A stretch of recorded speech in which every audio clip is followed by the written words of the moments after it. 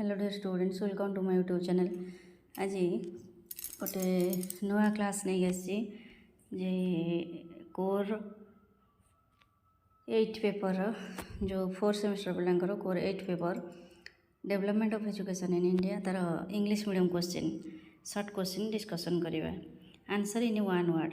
यही वीडियोटी पिला जो मैंने नेट प्रिपेयर होचंते जो मैंने बीएड प्रिपेयर होचंते सेमानंग पई मध्य बा सीपेट प्रिपेयर होचंते वीडियो भल भाव में देखिदेले सेमानंकर प्रैक्टिस हो जिवो।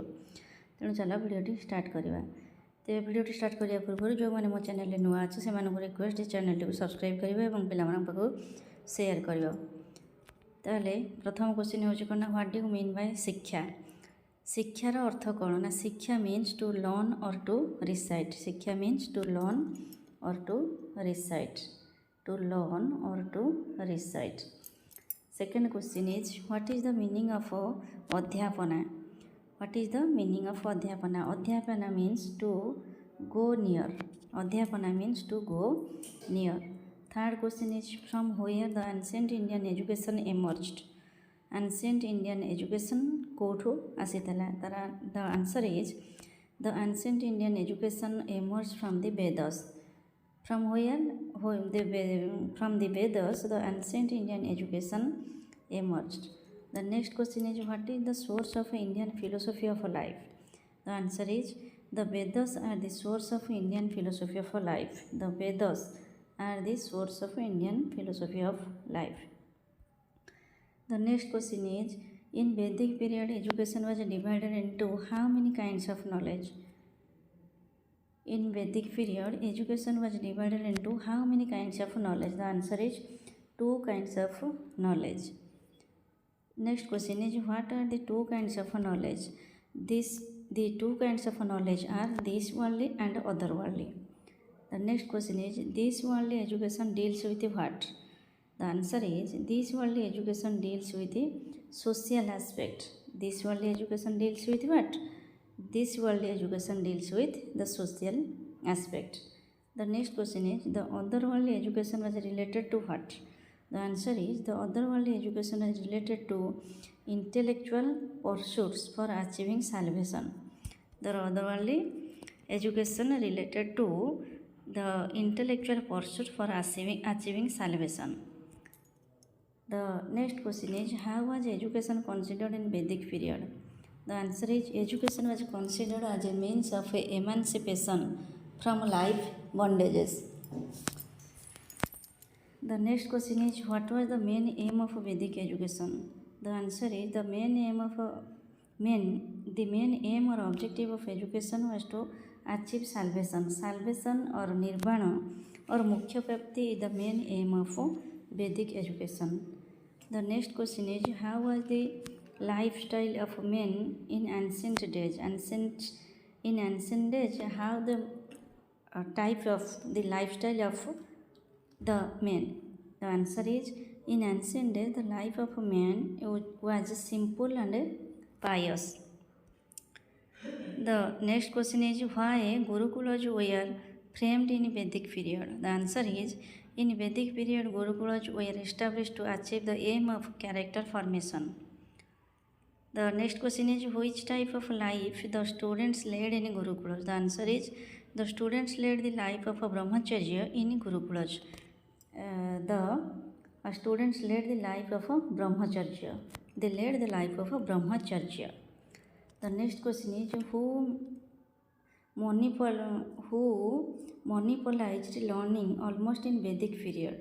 The Brahmins monopolized learning in Vedic period. In Vedic period, the Brahmins are the chief preacher of the Vedas. The next question is who had given the extreme privilege to give instruction in Vedic system of education? The answer is the Brahmins had given the extreme privilege to give instruction in Vedic system of education. Another question, the beginning of education was marked by which ceremony? The beginning of education was marked by which ceremony? In the previous class or previous video I have discussed about the this question in the dash pronoun question or fill in the blanks. The same question was discussed. The beginning of education was marked by which ceremony? The beginning of education was marked by the ceremony of Upanayana or Upanayana ceremony. Next question is, what was the age limit of Upanayana for Brahmins? The age limit of Upanayana for Brahmins is 8 years, and the answer is 8 years. The next question is, what was the age limit of Upanayana ceremony for Kshatriyas? The answer is 11 years. For the Brahmins 8 years, and for Kshatriyas the age limit is 11 years. And what was the appropriate age for Vaishyas to enter into the educational system? The answer is 12 years. For the Vaishyas to enter into the educational institution, the age limit was 12 years. Next question is, how many years the studentship lasted in Vedic period? The answer is 12 years. The studentship lasted in Vedic period for 12 years. The next question is, where was the pupil's residence? The pupil's residence was a teacher's house or the Gurukulaj. The next question is, how the students learn in Vedic period? The answer is, the pupils learn the text by rote. The medium of instruction was what? Was rote learning. The next question is, what was the basis of the method of teaching? The answer is, the basis of the method of teaching was a psychological. The next question, what was the chief aim of the teacher? The answer is, the chief aim of the teacher was the all-round development of the personality of the individual. The next question is, what was the nature of method of teaching in Vedic period? The answer is, the nature of method of teaching in Vedic period was psychological. The next question is, what was the other name of a post-Vedic period? The answer is, the post-Vedic period is also known as the age of the Upanishad or Upanishadic period. The next question is, which system of education was flourished during post-Vedic period? Which system of education was flourished during post-Vedic period? The answer is, Brahminic system of education was flourished during post-Vedic period. The next question is, what was the ultimate aim of education in post-Vedic age? The answer is, achievement of salvation. Achievement of salvation was the ultimate aim of education. The next question is, what was the main aim of education in post-Vedic period? The main aim of education was search for truth or the knowledge of the absolute, and to achieve salvation is the ultimate aim of education. The next question is, what is called as the ceremony of initiation? The ceremony of initiation was called as Upanayana. The next question is, what was the age limit of Upanayana? The answer is 12 years. The age limit of Upanayana is 12 years. Next question is, where the pupils reside during Upanishadic period? The answer is, the pupils were residing in the house of the Gurus in Upanishadic period.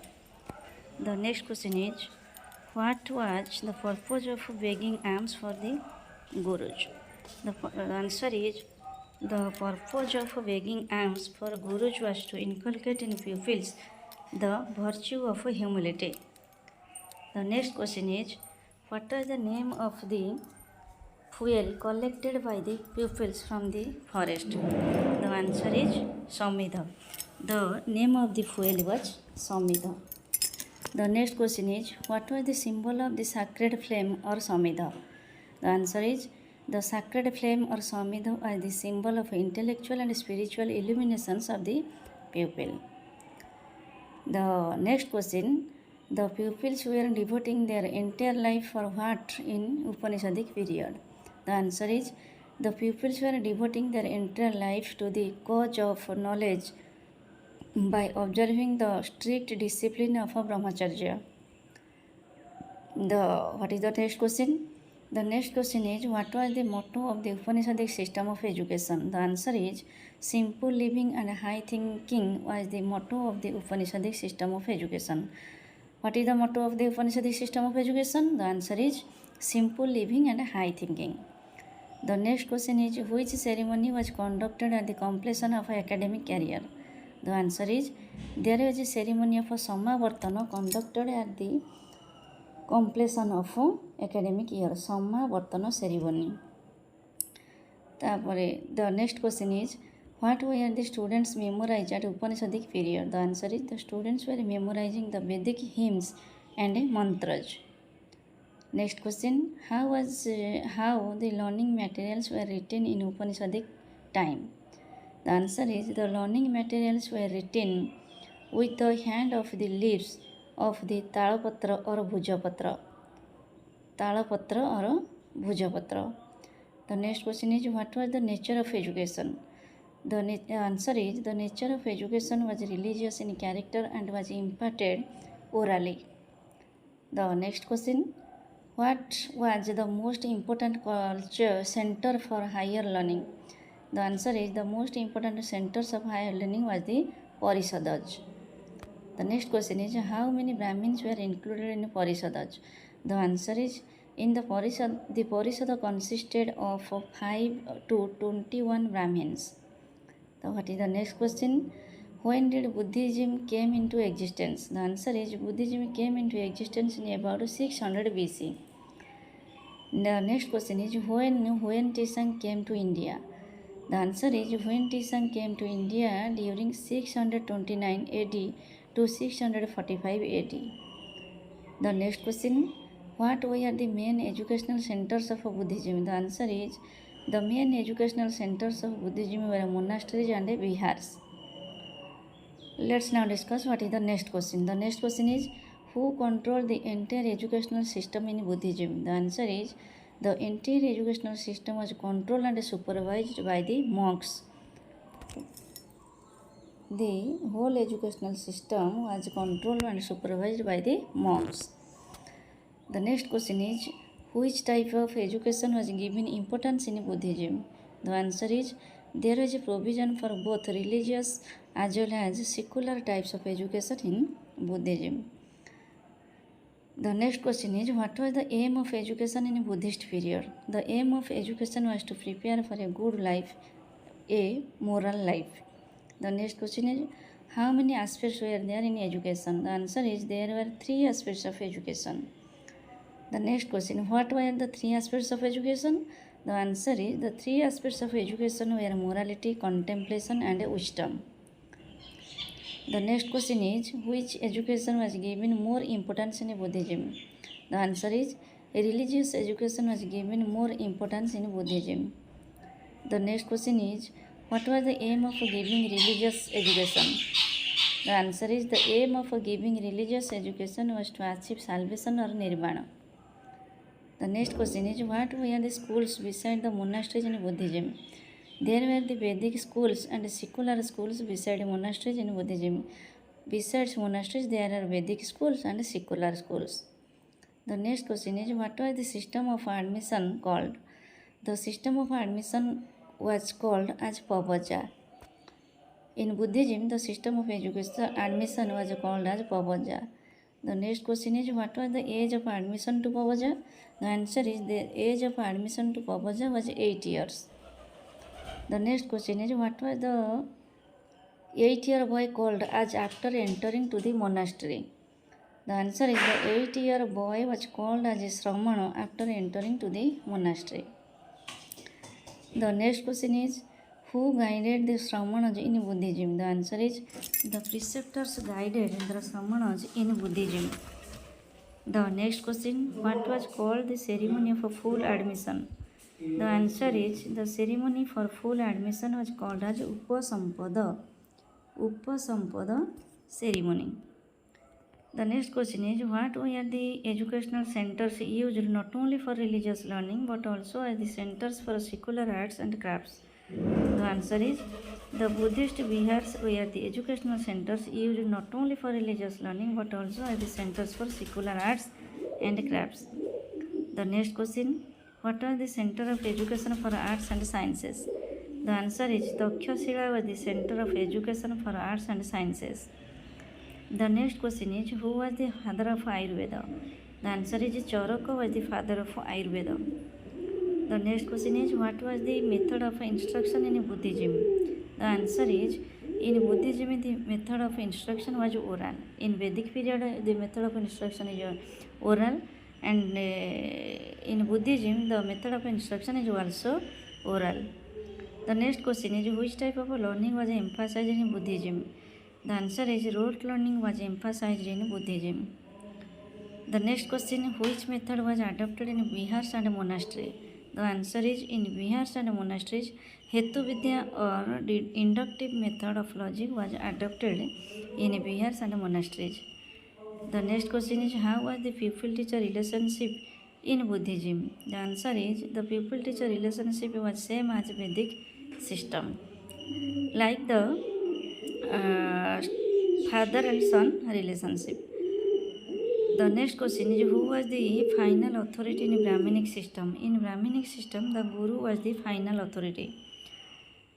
The next question is, how many years had a boy to stay with his Guru in Brahminic system? The answer is, a boy had to stay with his Guru for a period of 12 years in Brahminic period.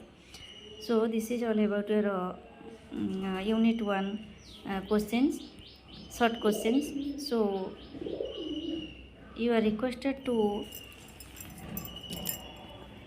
visualize the videos repeatedly and practice it for your examination.